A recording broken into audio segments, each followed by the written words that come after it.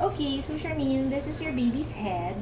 Okay, ulo niya, no? It's positioned down here, so cephalic siya, nakapesto siya, right? Mineasure ko yung mga parts ng brain niya dito sa loob. So far, so good. Eyeballing, wala naman ako nakitang issues. Excess water, ganyan, size of hydrocephalus, wala. Okay? Yung side view ni baby, yung forehead niya, okay, yung bone ng nose, nasal bone. You see here the elbow, yung arm, diba? Nakataas yung arm niya. Okay, yung gilid ng nose. Let's see. Medyo nakaharang kasi yung arm niya, pero later on, double check natin yung nose lips niya. Okay, this should be the upper lip and then yung nostrils niya. Okay, medyo nakaharang kasi yung arm, so later on, let's just recheck that. Okay, so yun. Nakita mo yung eyeball, yung lens ng mata. Kabilang lens ng mata. Galing, no? Okay, moving down. What you see here is the spine. Spine. Backbone. Tinatawag ng backbone. Yan, ganda, backbone. Alright. That one moving here, that's the heart. Tingnan natin yung heart na yan. Galing na, regularly beating, walang skip beats. Thank you, Lord. 135. Okay, so again, heart. Yung sa paligid nun, that's the lungs. Moving down, liver ni baby. Yung circular structure, that's the stomach. Going down pa. Kita mo yung circular structure, that's the bladder. Cord. Yung cord ni baby. And gender, alam nyo na, right?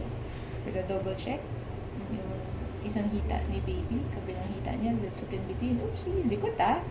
Ano ko, Dok? Totoo, So, Dok. likot. Kiking Movie din. na to. Likot ah. Pero ayun o, kita mo. Meron siyang scrotum yun, testicles. Ayun, there's milawit. Okay? Boy nga So, talaga. boy na boy Confirm. talaga. Confirm.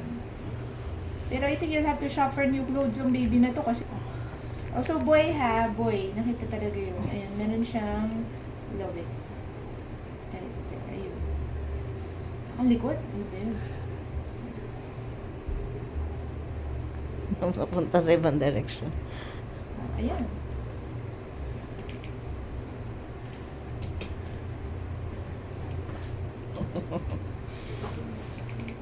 Okay, so moving down. Legs niya, hita niya. Hita pa. Foot. Yung feet niya, yun pa. It's 1 foot. Kabilang pa. Yes. Galing ano?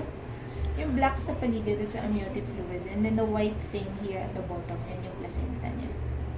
Okay? So, ano ang posisyon ni baby? Yung posisyon ni baby mo ngayon nakadapa.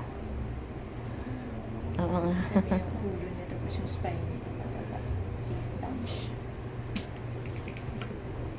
Alright. All in all, happy ako. Happy naman ako sa kanya. Ang hindi ko lang makita na masyadong maigi pa ngayon is yung face niya kasi nga nakadapa. Yung nose lips na lang, yun ang kulang ko eh. Ayun, dito nakita niya rin. Kita mo, medyo aninag pa lang pero nostrils niya yan, upper lip. Importante sa view na yan, wala akong nakitang cleft. Oopsie, come on baby. Turn. Turn towards doctora. Check out. Kasi naka-face down, dinadaya ko lang yung ayan, yung nostril niya. Intact naman nostril. Hindi pa makita yung nose down. Ay, kasi nga nakadapa. Ayan. Pero yung, if you want to see yung mga tangos, ganun, wala pa yun. Pag magdating mga 5 months, ganun, medyo mas mataba na siya. Ano na ako, Dok? 22 weeks na ako, Dok. Wait, 22, sorry, gender pala yun. Siguro, bigyan mo mga, yung gusto mong magandang 3D, 4D, 28 weeks. 28 weeks. Sorry, 28 weeks ang 3D, 4D start. Yung mga parang bubbles dyan, ano yan, cord. Okay, wala na nakapulog.